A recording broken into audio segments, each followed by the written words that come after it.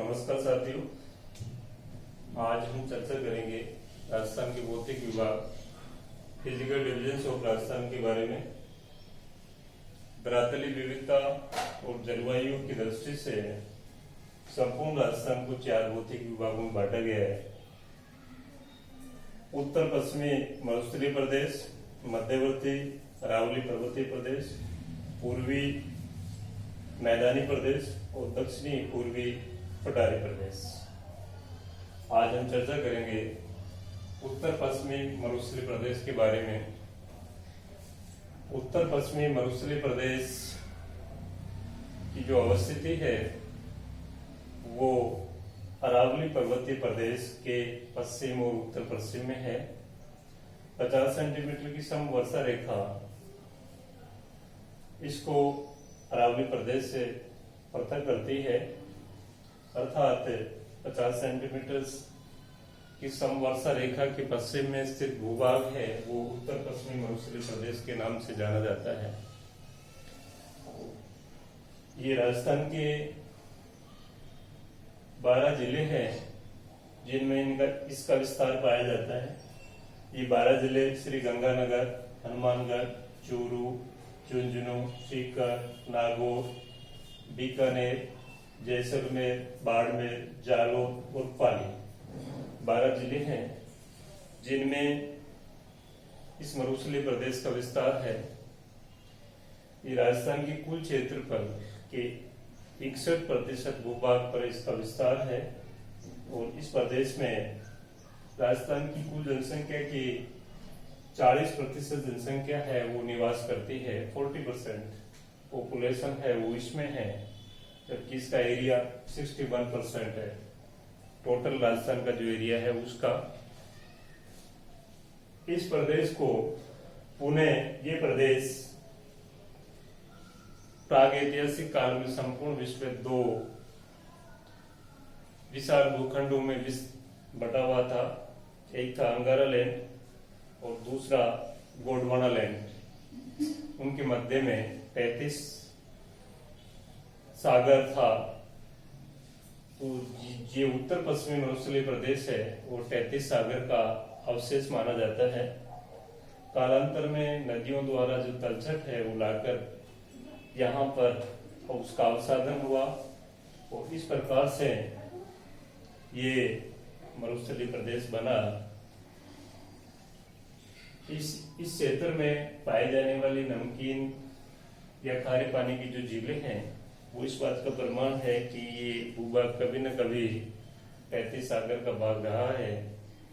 वर्तमान में यहाँ पर प्राकृतिक गैस और खनिज तेल के भंडार अवसादी चट्टानों में पाए जाते हैं, जो भी ये प्रमाणित करते हैं कि ये भूभाग कभी न कभी 33 सागर का अवशेष या भाग रहा है।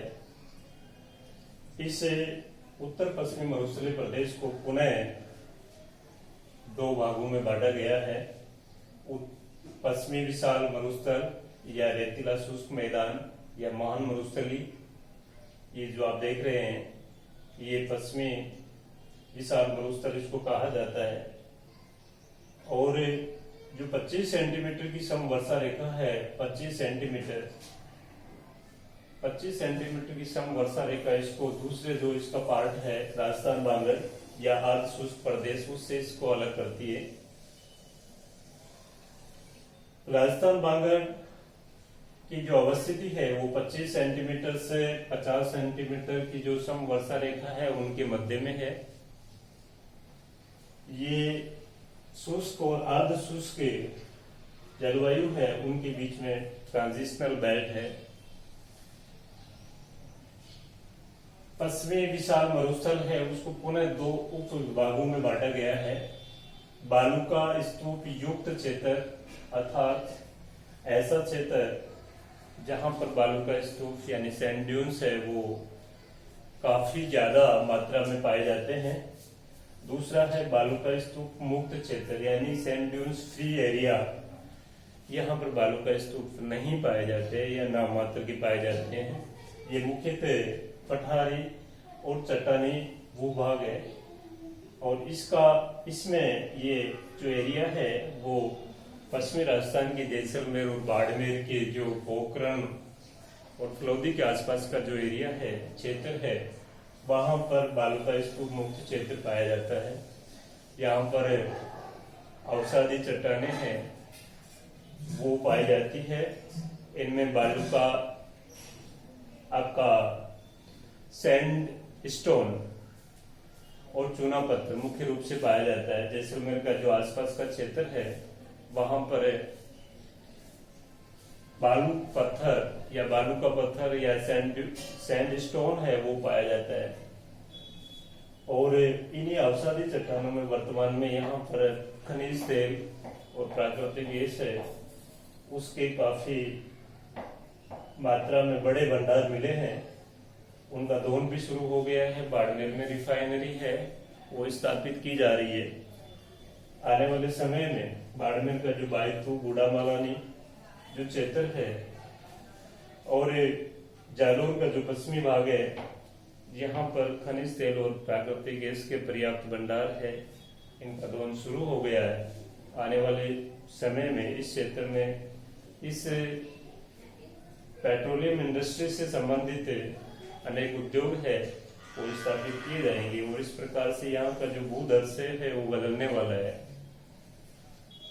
बालू का स्तूप युक्त क्षेत्र ये मुख्यतः जैसलमेर, बीकानेर और बाड़मेर और पश्चिमी जोधपुर, पश्चिमी चूरू का क्षेत्र है। यह बालू का स्तूप युक्त क्षेत्र। इसमें अनुप्रस्थ बरखान अर्थात अर्धचंद्राकार बालू का स्तूप इस क्षेत्र में पाए जाते हैं। और ये बालू का स्तूप है वो वायु अपर्दन और निक्षेपण के परिणाम स्वरूप ये बालू का स्तूप है इनका निर्माण होता है। ये स्थानांतरणशील होते हैं यानी इनका माइग्रेशन होता है। एक स्थान से दूसरे स्थान पे हवा के माध्यम से ये बालू का स्तूप है वो स्थानांतरित होते रहते हैं। इसमें जो मध्यवर्ती या राजस्थान बांगड़ है इसको 4 उप विभागों में बांटा गया है। घग्गर प्रदेश, शेखावाटी प्रदेश, नागौरी उच्चभूमि प्रदेश, लूनी नदी बेसिन या गोरवाड़ प्रदेश। 1 बाय 1 अपन चर्चा करें तो सबसे ऊपर जो गंगानगर और हनुमानगढ़ का जो क्षेत्र है उसको घग्गर प्रदेश के नाम से जाना जाता है। यहाँ पर वैदिक काल में सरस्वती नदी बहती थी और ये क्षेत्र काफी हरा भरा था। तो क्लाइमेटिक चेंज के कारण ये क्षेत्र शुष्क या मरुस्थलीय परिस्थितियां यहाँ पर उत्पन्न हो गई। घग्गर वैदिक कालीन सरस्वती की सहायक नदी थी जो वर्तमान में लुप्त प्राय है या डेड या मर्त नदी के नाम से नदी जानी जाती है। इसका जो इस पर्वत क्षेत्र अफवा क्षेत्र है उसको नाली के नाम से हनुमानगढ़ में जाना जाता है। कभी कभी इसमें पानी आने से, बाढ़ आने से ये सूरतगढ़ और कभी कभी पाकिस्तान में फोर्ट अब्बास तक ये नदी चली जाती है। वहां जाकर ये लुप्त हो जाती है। वर्तमान में ये मर्दप्राय नदी है। यहाँ पर वर्तमान में इस क्षेत्र में इंदिरा गांधी नहर के आने से ये क्षेत्र काफी हरा भरा हो गया है। यहाँ की जो इकोलॉजी है, पारिस्थितिकी है वो पूर्णतः लगभग बदल गई है। यहाँ पर वर्तमान में श्री गंगानगर और हनुमानगढ़ को राजस्थान का अन्न भंडार कहा जाने लगा है। यहाँ पर कई फसलें हो रही है जैसे गन्ना है, कपास है, गेहूं है, चना है। वो काफी अच्छी उत्पादकता के साथ में उन फसलों का उत्पादन किया जा रहा है। इसके पास में, इसके दक्षिण में, घग्गर प्रदेश के दक्षिण में शेखावाटी प्रदेश यानी राजस्थान के सीकर, झुंझुनू, चूरू इन 3 जिले और नागौर का जो उत्तरी भाग है ये इनको मिला के शेखावाटी प्रदेश के नाम से इसको जाना जाता है। ये अंत प्रवाह का क्षेत्र है। यहाँ पर कांदली नदी है जो अंत प्रवाह की नदी है और सीकर और चूरू की सीमा के पास में जाके वो विलुप्त हो जाती है। इस क्षेत्र में रेतीली बलुई मिट्टी पाई जाती है और यहाँ पर कच्चे कुएं, जिनको जोड़ के नाम से जाना जाता है, वो पाए जाते हैं। इसके दक्षिण में शेखावाटी प्रदेश के दक्षिण में नागौरी उच्च भूमि प्रदेश है, जिसका विस्तार मुख्य रूप से नागौर में है। और ये यहाँ पर जो मिट्टी है वो रेतीली बलुई प्रकार की मिट्टी पाई जाती है। यहाँ पर नमकीन या खारे पानी की झीलें यथा सांबर, कुचामन, डीडवाना पाई जाती है। सांबर झील का काफी जो भाग है वो नागौर जिले के नावा तहसील है, उसका पार्ट है, उसमें पाया जाता है। और यहाँ पर नमक का उत्पादन होता है। यहाँ धरातल के नीचे माइकासिस्ट चट्टानें हैं, वो नमकीन चट्टानें हैं, वो पाई जाती है, जिनसे कैपिलरी एक्शन के माध्यम से नमक है वो ऊपर आता रहता है। इसके साथ में नदियां हैं, अंतर प्रवाह की जो नदियां हैं, जैसे मेंढा है, रूपनगढ़ है, वो नदियां अपने साथ में नमक की कण है वो अपने कैचमेंट जो एरिया है उससे बाहर कर लाती है, वो उस सांबर झील है उसमें लाकर छोड़ती है, जिसके कारण इन झीलों में लगातार वर्ष प्रतिवर्ष नमक का उत्पादन हो रहा है। ये यहाँ इस क्षेत्र में जो मुख्य फसलें हैं वो मूंग है, बाजरा है, ग्वार है, ये इस क्षेत्र की मुख्य फसलें हैं। इसके बाद में राजस्थान बांग्ल का जो पार्ट है, चौथा उप विभाग है, वो है लूनी नदी बेसिन, यानी कि लूनी नदी और उसकी सहायक नदियों द्वारा निर्मित जो मैदानी क्षेत्र है उसको लूनी नदी बेसिन या गोलवाड़ बेसिन के नाम से या गोलवाड़ प्रदेश के नाम से इसको जाना जाता है। इसका जो विस्तार है वो पाली, जालोर और दक्षिणी जोधपुर में और पश्चिमी बाड़मेर है, उसमें है। लूनी नदी अजमेर के नागपाड़ से निकलकर नागौर, पाली, जोधपुर, बाड़मेर और जालोर होते हुए कच्छ के रण में जाकर विलुप्त हो जाती है। इसका जल है वो बालोतरा तक, बाड़मेर के बालोतरा तक मीठा रहता है लूनी नदी का पानी। उसके बाद में वो आसपास की जो वहां पे नमकीन कण है नदियों द्वारा या छोटी छोटी जो धाराएं हैं वो नमक युक्त धाराएं और नमकीन चट्टानों के कारण इसका जल खारा हो जाता है और ये खारे जल के साथ में कच्छ के रण में जाकर विलुप्त हो जाती है। इस प्रकार से देखिए इस क्षेत्र में जो 50 सेंटीमीटर की समवर्षा रेखा है वो इसको अरावली पर्वतीय प्रदेश से अलग कर रही है।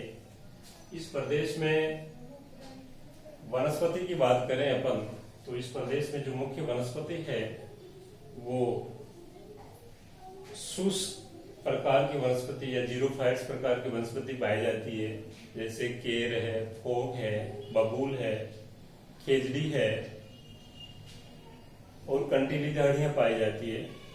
जिसका प्रमुख कारण है वनस्पति है वो वर्षा का अनुसरण करती है। यहाँ पर वर्षा है वो 50 सेंटीमीटर से कम होती है। जैसलमेर बाड़मेर ऐसा क्षेत्र है जहाँ पर वर्षा का औसत है वो 10 से 12 सेंटीमीटर तक ही होता है। हर दूसरे तीसरे वर्ष अकाल का सामना इस क्षेत्र को करना पड़ता है। यहाँ की जो मिट्टी है वो रेतीली बलुई प्रकार की है, उनमें यानी पोषक तत्व है नाइट्रोजन, फास्फोरस, पोटास है, उसकी कमी पाई जाती है। परंतु फिर भी यदि पर्याप्त मात्रा में यहाँ पर यदि जल की व्यवस्था हो तो ये क्षेत्र हरा भरा हो सकता है और ये हुआ भी है। इंदिरा गांधी नहर के आने से श्री गंगानगर, हनुमानगढ़, बीकानेर और जैसलमेर का काफी भाग है वो हरा भरा हो गया और यहाँ का जो पारिस्थितिकी है या पारिस्थितिकी इकोलॉजी है वो काफी चेंज हुई है और जिसका प्रभाव है या जिसका इम्पैक्ट है अपन को देखने को भी मिल रहा है। पिछले 4-5 साल के जो वर्षा है उसका पैटर्न देखें तो पूर्वी राजस्थान की बजाय पश्चिमी राजस्थान में मानसून है वो काफी ज्यादा सक्रिय रहा है और उसका कारण है इंदिरा गांधी नहर के कारण पश्चिमी राजस्थान में हरियाली का बढ़ना।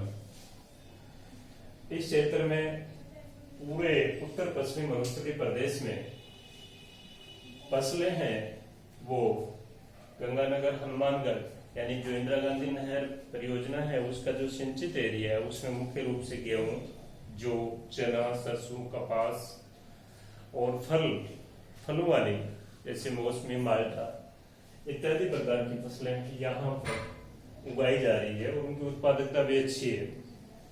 जो शुष्क क्षेत्र है यानी वर्षा आधारित कृषि है, रेनफेड एरिया है, वहां पर वर्षा ऋतु में मूंग, बाजरा, ज्वार, गवार ये फसलें यहाँ पर उगाई जाती है।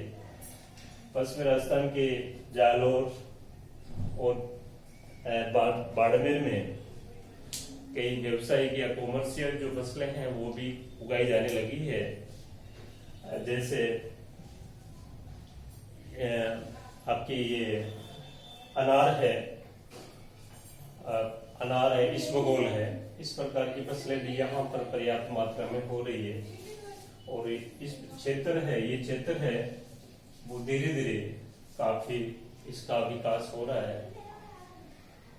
इस क्षेत्र में